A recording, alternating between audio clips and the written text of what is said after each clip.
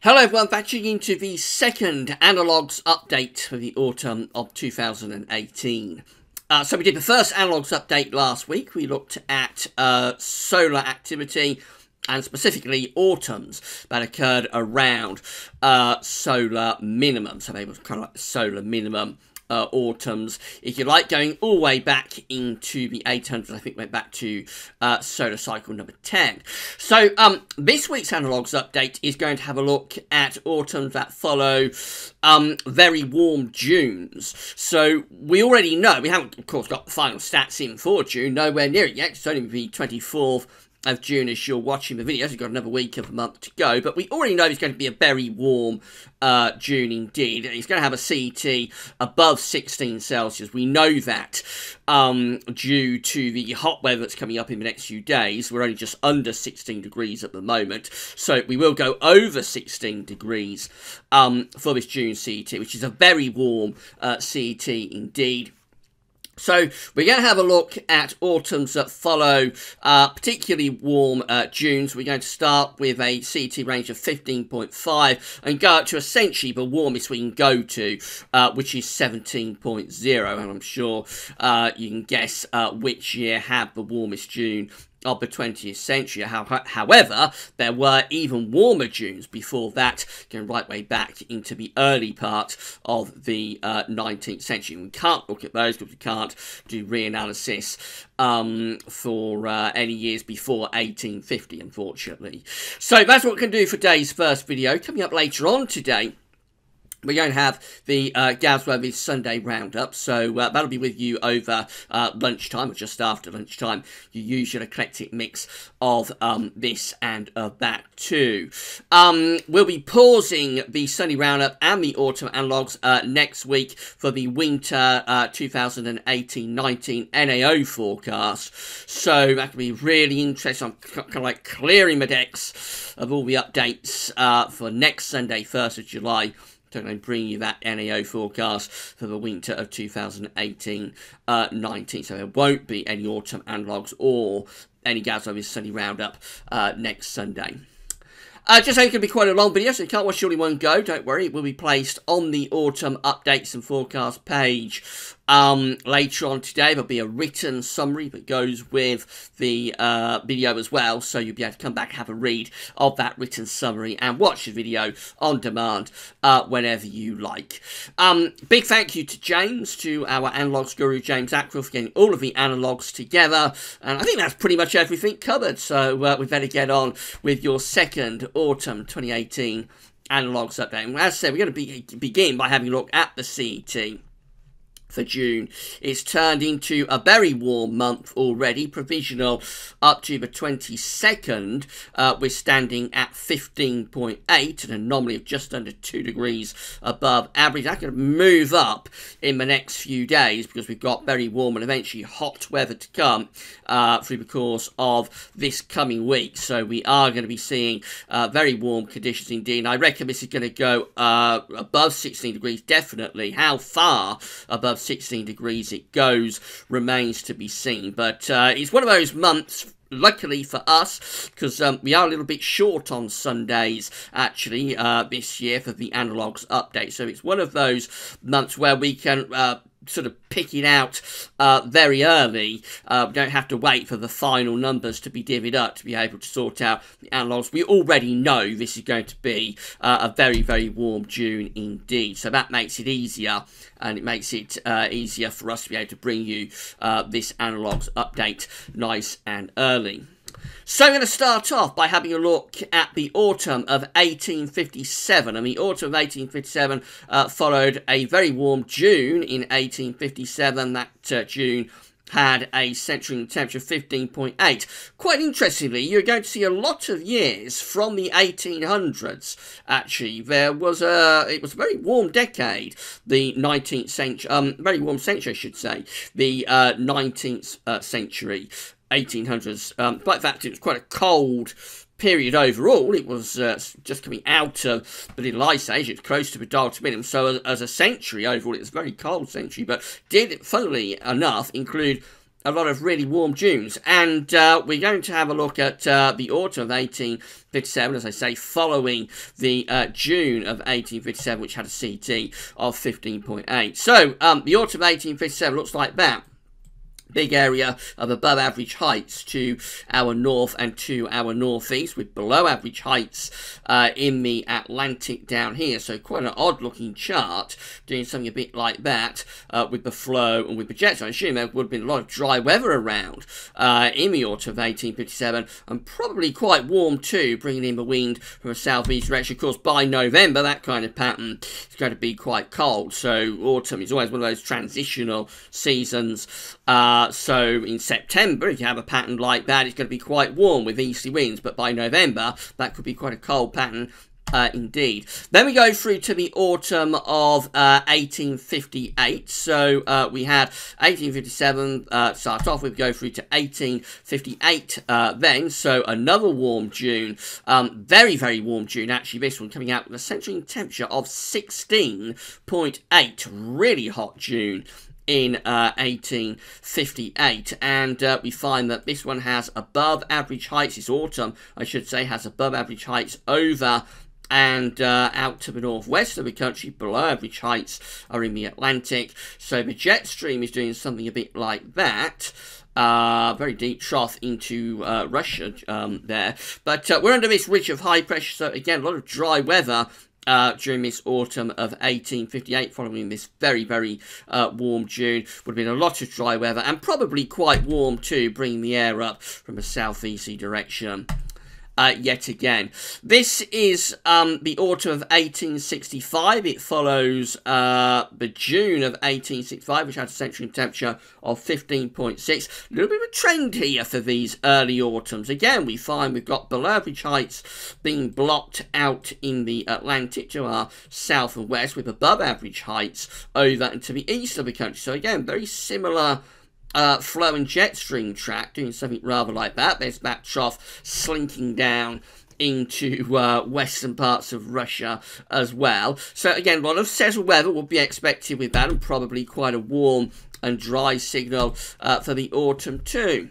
1866 comes up next. I told you it was going to be a lot of years from the 1800s, didn't I? This follows the June of 1866, which had a CT of 15.5. This one a little bit more unsettled, with below average heights coming through the country and going down to our south as well. The flow and the jet is in that sort of position, rather like that. So that one was a little bit more changed, but it's not a washout of an autumn, I would have thought, because the below average height signal is relatively weak. So I don't think we're talking about a very unsettled autumn, but certainly it's more unsettled than the previous three that we've just looked at. 1868 comes up next. June 1868 had a central temperature of 15.5. The autumn of 1868 looks like that, and this is a very different one. So this one has a big area of above average heights blocking things out towards Greenland and Iceland, with a very deep trough over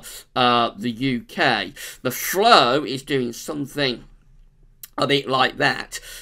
So a really unsettled autumn, that one.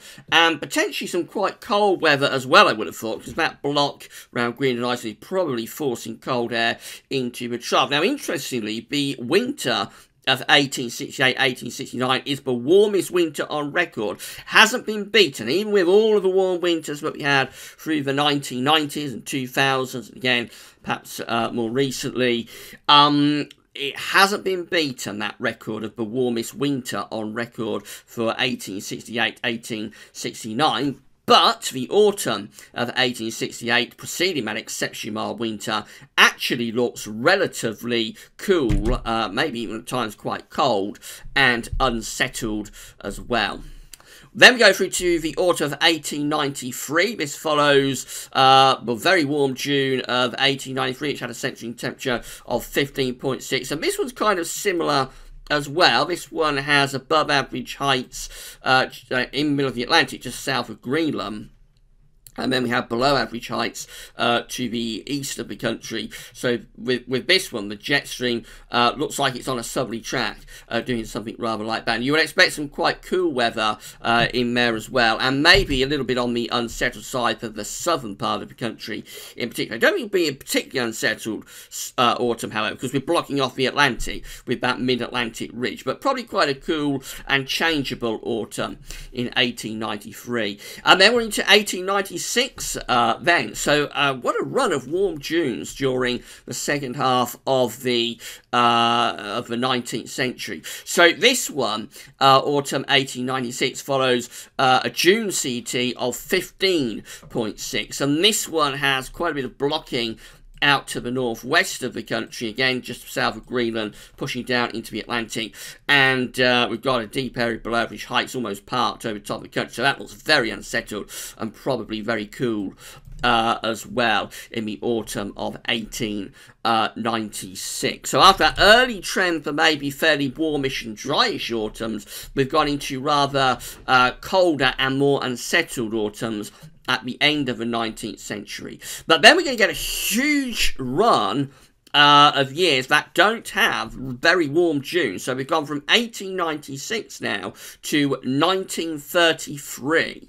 So our next autumn is the autumn of 1933, following June 1933, which has a central England temperature of 15.6 again. This one has below average heights to the south of the country with those blue colours, and then we've got above average heights up to the north and to the northwest, and so we're pulling in the wind and the flow rather like that. The flow will be backing around into the United States a bit like that. So that looks a pretty, it's probably not a particularly wet autumn because again the Atlantic is blocked off, but this time we will be pulling in some quite cool, maybe even eventually by November, really quite cold east or northeasterly winds in the autumn of 1933. Then get another interesting run. We go through to 1940. So this follows a very warm June in 1940. It had a central temperature of 16.4.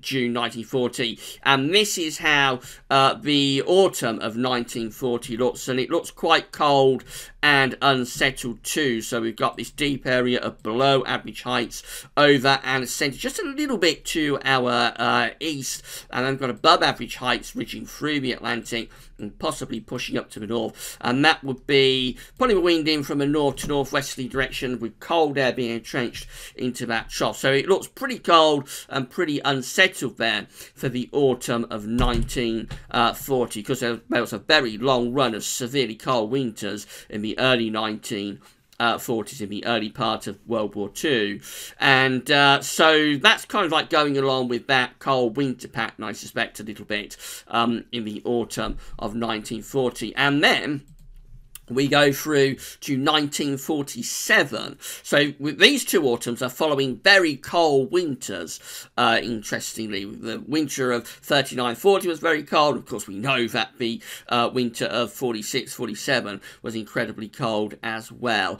The autumn of 1947 follows a warm June in 1947. June 47 has a central temperature of 15.5. This one has above average height centre very close to the country, maybe a little bit to our south and southwest. So there would have been a lot of quiet weather in the autumn of 1947, with the flow and the jet going rather like that. So it's a quiet autumn, it's a benign autumn, it's not a huge amount going on, and of course the winter of 47-48 was very mild. So after that very exceptionally severely cold winter of 46-47, the pattern changed completely through that autumn and winter period, and it starts with a relatively quiet and mild autumn and dry autumn in 1947. Then we go through to 1950. This one looks completely different. This one follows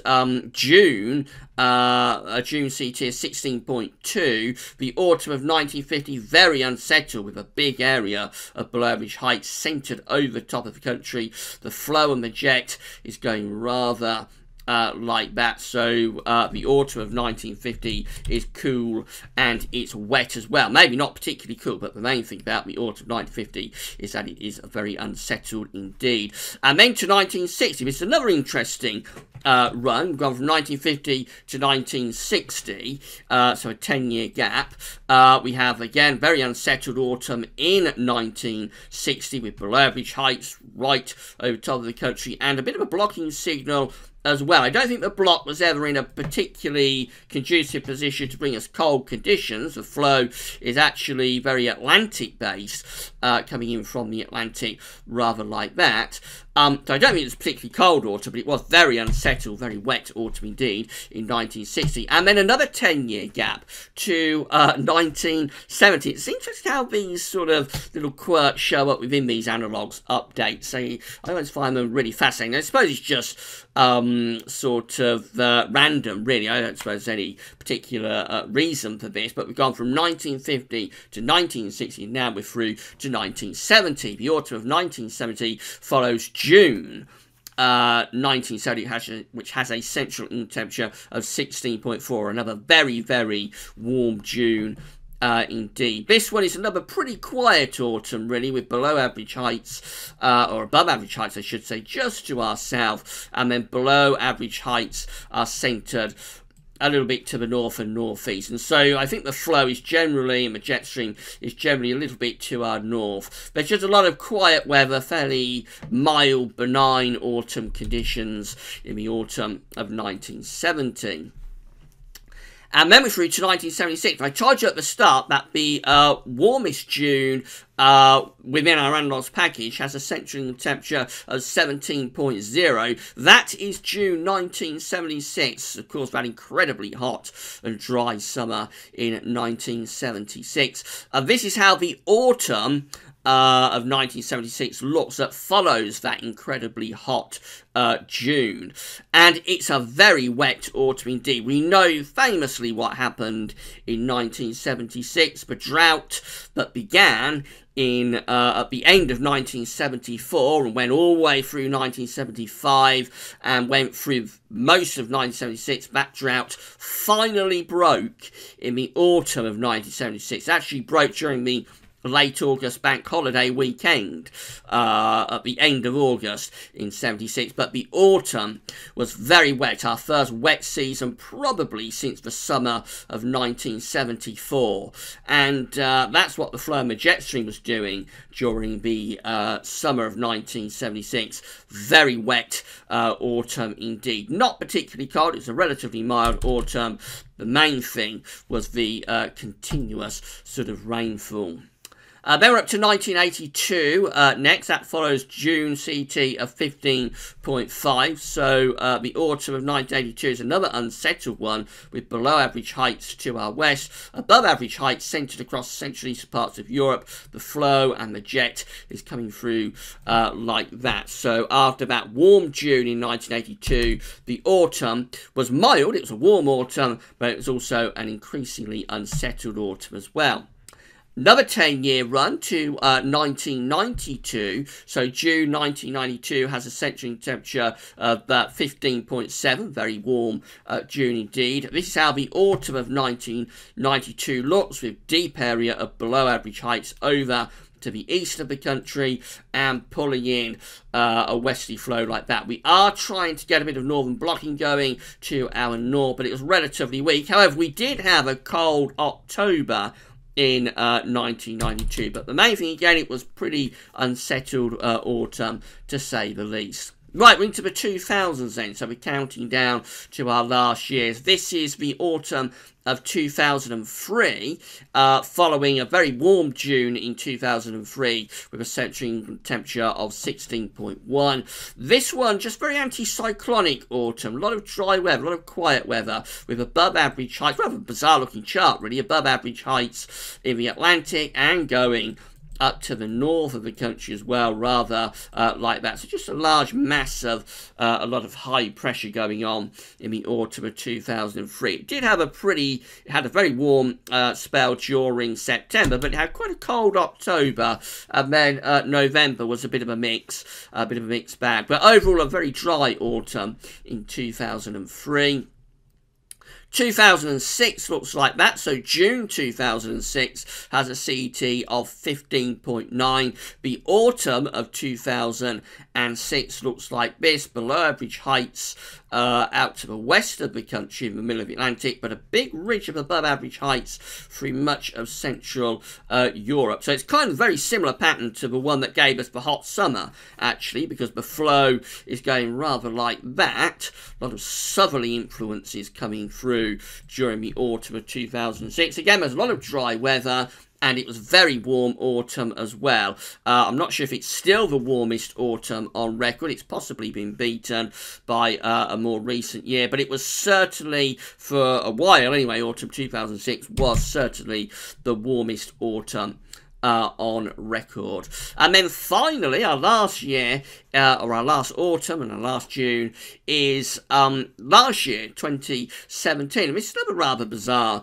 looking chart, funnily enough. So June CT of 2017 comes out at 16.0. So this June is going to be warmer than last June, and we've got two back-to-back exceptionally warm Junes going on here, which is quite an unusual quirk, because I'm sure you've seen that back in the 1800s that was a little bit more common.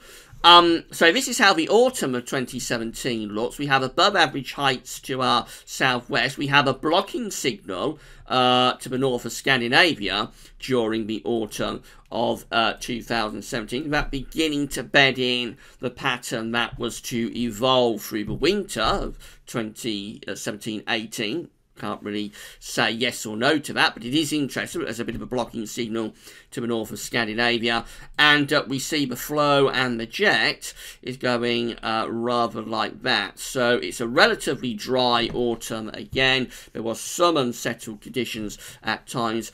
Quite a mild autumn, despite the fact that we have this blocking signal going on to the north. It wasn't a particularly cold autumn, although things did get a bit colder in November, of course. It had a rather cool and changeable September as well, which was a bit of a change on the years preceding it. So that's our run of autumns following very warm Junes. Let's bring it all together and have a look at the year's combined chart. So this is how September looks when you bring all of those years together. September actually comes out looking like a very unsettled month, funnily enough. September tends to be one of our drier months, but these Septembers following these warm Junes, they look very unsettled indeed, with below average heights almost over top of the country. We do have above average heights across eastern, southeastern parts of Europe, so they're not particularly cold Septembers. I think actually the wind is probably quite southerly, southwesterly. So relatively warm Septembers, but really quite unstable, and probably quite a lot of rain in with many of these Septembers as well. October looks like that, and perhaps a bit of a surprise. October, we find that we get quite a strong blocking signal setting up around Greenland. So these Octobers that follow very warm Junes, they could be rather colder.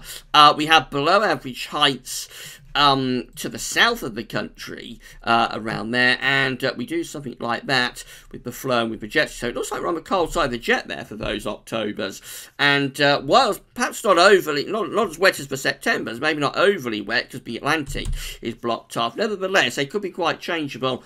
And the main thing I would have thought is that they're probably quite cold too. And then that's how the Novembers look. And again, unsettled. So broadly overall, warm Septembers seem to... warm Junes, I should say, they seem to favour unsettled autumns. But you'll notice in November, we tend to lose a blocking signal a lot. So the below average heights, I should say, is just centred over into the north of the country, so the flow is from the Atlantic.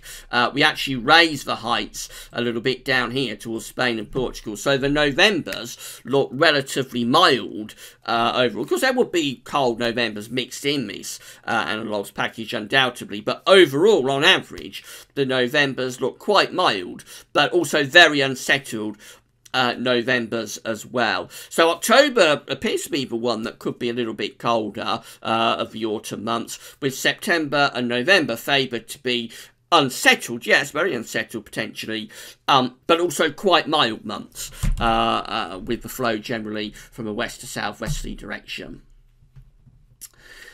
So this is how all the months of these autumns look. So this is kind of like the all years combined chart for all of the autumns, and it's an unsettled signal overall with the below average heights over the UK. We have this above average area of heights around Greenland.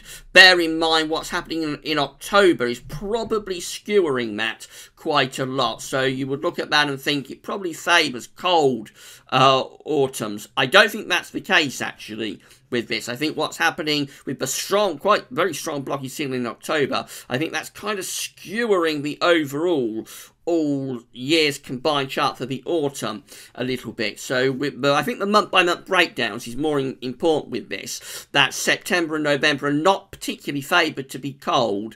Actually, they're actually favoured to be quite mild and quite warm in the case of September, but unsettled. And October is the one that can be a little bit colder with more of a blocking signal. But clearly we do favour quite unsettled and quite wet autumns.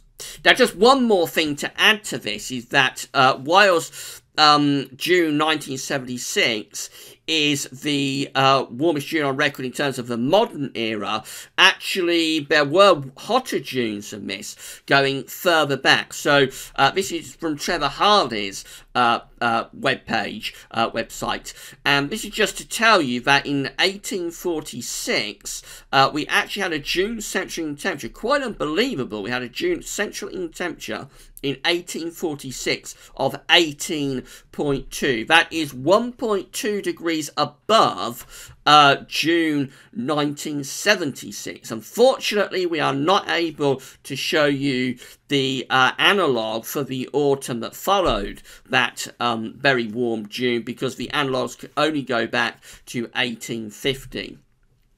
If we ask our analogues guru James very, very nicely, maybe he could go back to some of these very warm Junes that occurred before 1850, and perhaps through a table, perhaps he might be able to, I haven't checked this with James at all, so sorry James if I'm throwing you in at the deep end. Maybe he could use a table to show what these very warm Junes before 1850, including that June of 1846. Maybe he could get us a table together to show us what the autumns were like. But I haven't checked that, James, so I've thrown him in the deep end a little bit with that. Sorry, James.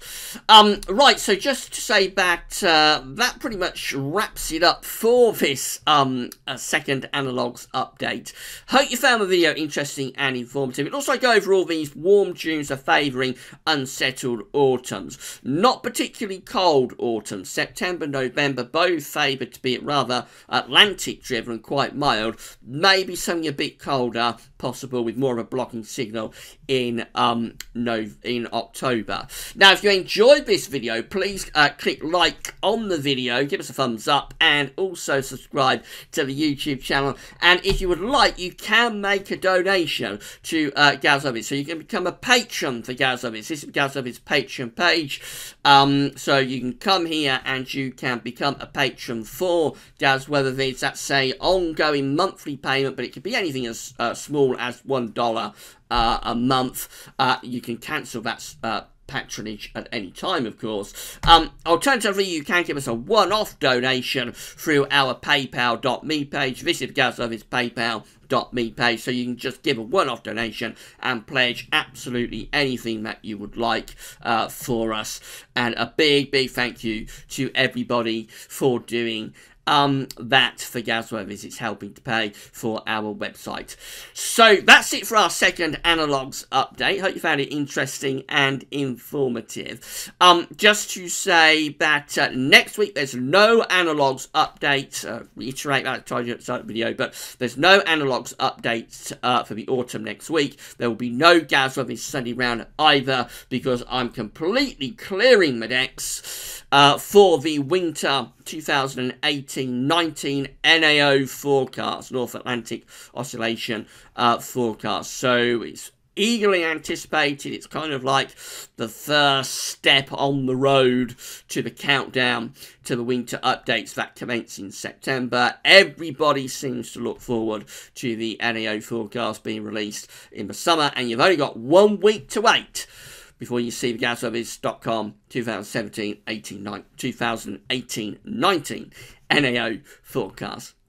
Alright, and at nearly half an hour, I'm going to wrap things up and say thanks very much for watching. This video will be placed on the autumn updates and forecast page with a written summary to go with it later on today. Just after lunch, I have GWV's Sunny Roundup, but at just gone half an hour, that's all for now. Thanks for watching.